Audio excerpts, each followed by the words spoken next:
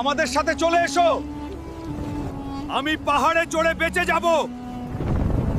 যখন আল্লাহর আযাব আসে তখন শুধু বৃষ্টিই হয় না, বরং পুরো পৃথিবী ডুবে যায়। এটি হযরত নূহ আলাইহিসসালামের কাহিনী। এমন এক কওমের কাহিনী যারা নিজেদের সবার ঊর্ধ্বে মনে করত, কিন্তু তাদের অহংকারই শেষ পর্যন্ত তাদের ধ্বংসের কারণ হয়ে দাঁড়ালো। হযরত নূহ আলাইহিসসালাম তার কওমকে বছরের পর বছর ধরে বুঝিয়েছিলেন। তিনি বারবার বলেছিলেন, কেবল আল্লাহর ইবাদত করো, কিন্তু মানুষ শুধু অস্বীকারই করেনি, বরং তাকে নিয়ে উপহাসও করেছে।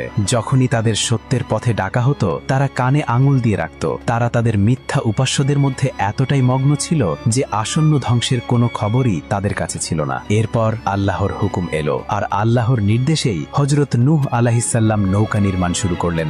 মরুভূমির তপ্ত বালুর উপর নৌকা দেখে মানুষ হাসাহাসি করত আর বলতো, যেখানে